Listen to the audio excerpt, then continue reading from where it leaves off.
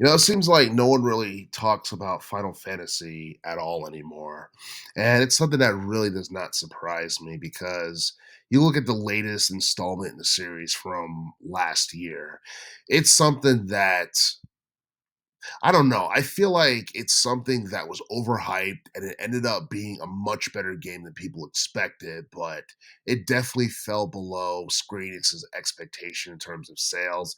And it's something that's not necessarily hip or connecting with casual gamers. And granted, Final Fantasy 16 is an M-rated game. Um, like it's something that has like a medieval setting and it's something that I don't know, it doesn't have the same vibe as Final Fantasy 15 from 2016, which was something that was more modern that people could kind of like resonate with in some way. And I definitely feel like that's something that definitely hurt um the overall success of Final Fantasy 16 in general. And between that game and Final Fantasy 7 Rebirth, like I feel like Square Enix's games are not necessarily connecting with people for the most part because Final Fantasy 7 Rebirth came out towards the beginning of 2024, and I don't think their sales figures has been revealed at all. So it kind of makes me wonder how much that game, sold in general. And speaking of Final Fantasy 7, I feel like Square Enix has been doing everything they can to make as much money off of Final Fantasy 7, which is honestly like their best, installment within the entire franchise. Final Fantasy 7 came out back in 1997 and on the PS1, it did over 10 mil in sales. And it seems like with Final Fantasy 7, we're either getting remakes or we're getting sequels to that. And the thing is, like the sequels to Final Fantasy 7 is something that we should have gotten many, many years ago because I don't think Square Enix thought that Final Fantasy VII was going to become as big as it did. And let's be honest, every game that came after Final Fantasy VII hasn't really been able to like rival that particular game in terms of popularity. 8 was actually a solid game, but it's something that a lot of people forgot about. 9 was a good game, but people don't really talk too much about it. A lot of people feel like Final Fantasy X was overrated and Final Fantasy X Part 2 was better than a lot of people had expected. Final Fantasy 11 is something that people really don't talk much about because it's more of an MMORPG than it is a traditional RPG game. And Final Fantasy 12 is something that gets glossed over a lot, even though that game was really good. A lot of people would say that the decline for the Final Fantasy series came after like the early to mid 2000s. And you look at Final Fantasy 13, a lot of people feel like part one could have been better and that part two was better than part one, but at the same time, um, it wasn't nearly as good as the games that came before it. And you look at Final Fantasy 15, that was a game that did 10 mil in terms of sales. That came out back in 2016, so that was almost a decade ago. And years later, people look back at Final Fantasy 15 and feel like it's overrated.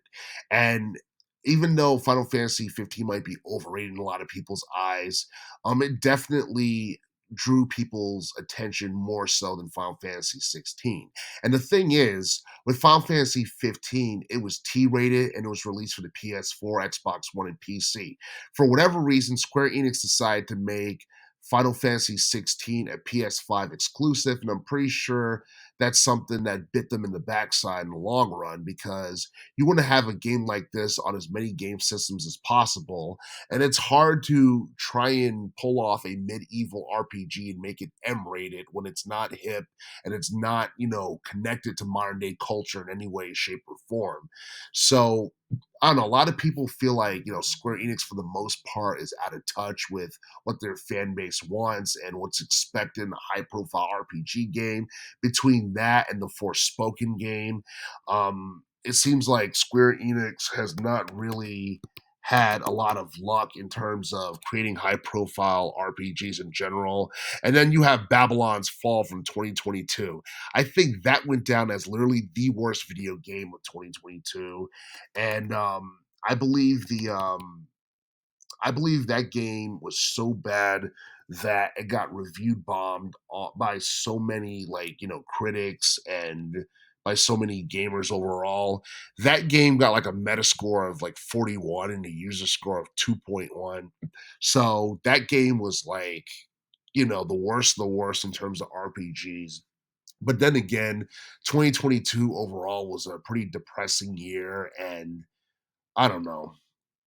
I just feel like Babylon's Fall is just one of those things that Square Enix wants to forget about, and it's something that they regret in hindsight. But it seems like Square Enix doesn't have the touch that they used to have, or they just lost their touch overall when it comes down to producing high profile RPGs. And a lot of people are going on record saying that Atlas is basically taking Square Enix's place as the new king of RPGs, because between Persona 5 from 2016 and Metaphor and Fantasio from 2024, a lot of people feel like, Atlas knows how to connect with casuals. They know what works, and it seems like a lot of people are waiting for their next big, video game, which is going to come out sometime in the future.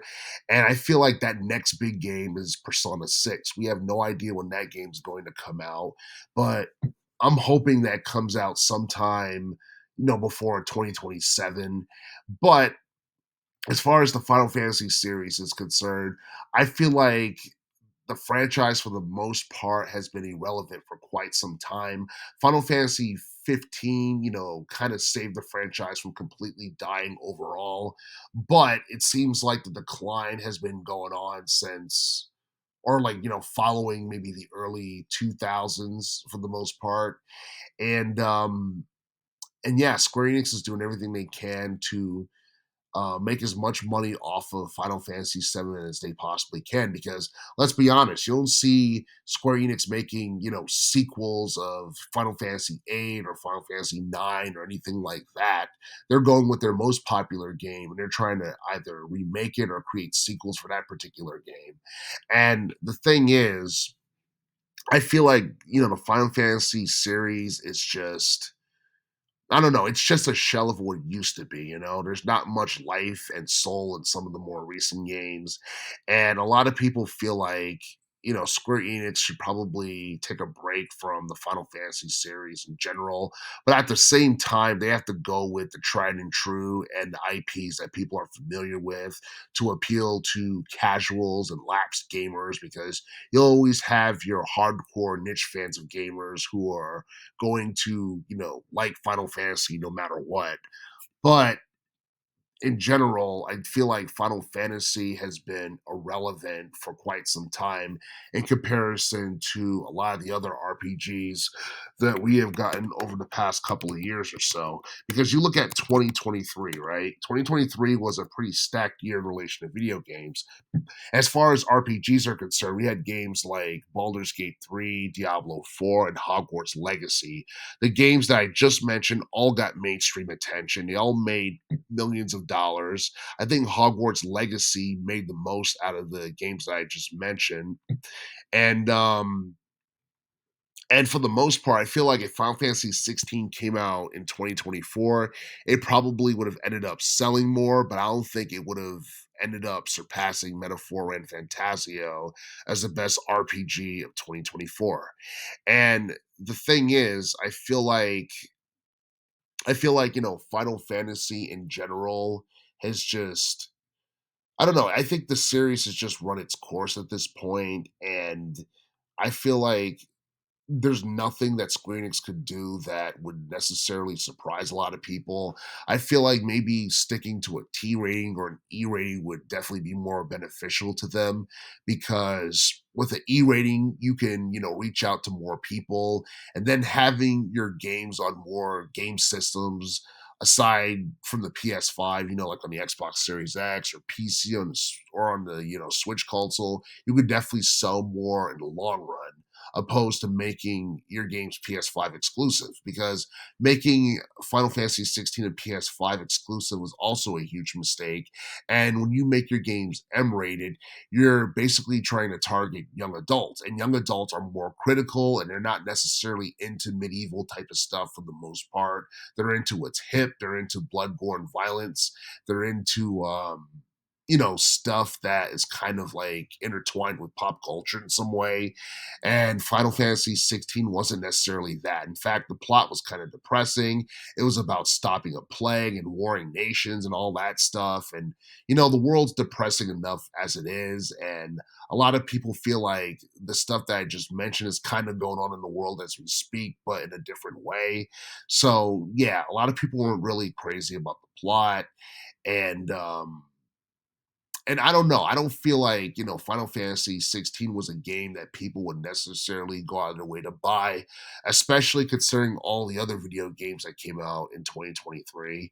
But but yeah, it seems like Atlas, for the most part, has seemingly dethroned Square Enix as the king of RPGs, because that was a title that Square Enix had held for quite some time. I mean, you look at the 2000s, Square Enix put out some of the best video games, mainly in the Final Fantasy series. And you could say the same thing for the teens for the most part. But as far as like this decade is concerned, it doesn't seem like Square Enix has been having a lot of luck. And it seems like they've been losing a lot of money for the most part on their failed video games. And and honestly, a lot of people are wondering what the future holds for Square Enix overall, because um you look at like how much money they lost with games like Guardians of the Galaxy and Avengers. They lost like somewhere around $200 million on that. And a lot of people are looking at this and saying that, Square Enix is struggling financially overall. And and honestly, it seemed like that has definitely been the case, because they also had like a Final Fantasy, Maker game, which came out not too long ago, and that was a game that cost Square Enix like $140 million. So that shows you right now that for the most part, people don't really care about Final Fantasy like they used to for the most part. Unless it's anything Final Fantasy 7 related, nobody really cares. And the thing is, like Square Enix can make like older Final Fantasy games that were popular, whether it be 10, 12, or whatever. I don't think it would sell nearly as much as what we got with the Resident Evil remakes, like Resident Evil 2, the remake, Resident Evil 3, the remake, and Resident Evil 4, the remake from last year. That was a game, not last year, but from 2023. That game is something that people loved, because it was pretty much a modern day version of a game from 2005 that ended up doing really really well in terms of sales when it came out back in the day. So so I don't know. I feel like for the most part, Square Enix is kind of a shell of what they used to be in terms of producing high profile like video games, especially within the RPG genre. And it seems like, Atlas has taken that spot as the top, RPG maker for the most part.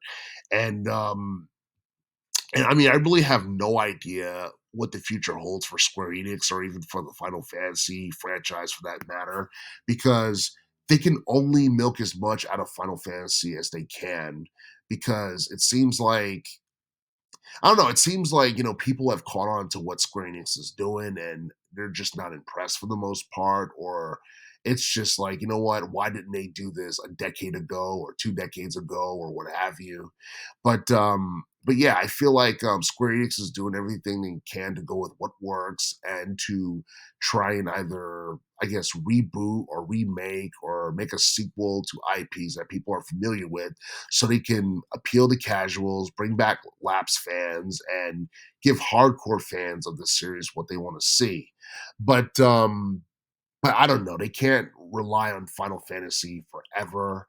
And if they do plan on doing a Final Fantasy 17 sometime within the next couple of years or so, they need to come up with something fresh, something that's going to definitely capture people's attention for the most part. And another thing about the Final Fantasy series is that the games, for the most part, aren't necessarily connected with one another directly in any way. So the problem is, like, with every Final Fantasy game you have new protagonist. It has nothing to do with the protagonist from the preceding games. So pretty much, you're taking a bet on each main protagonist in every game that you have.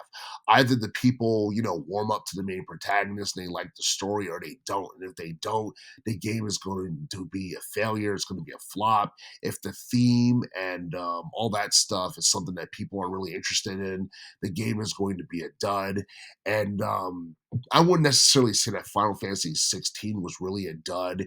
It's just that it didn't sell as much as Final Fantasy 15, and it has not aroused people's interest as much as Final Fantasy 15 did.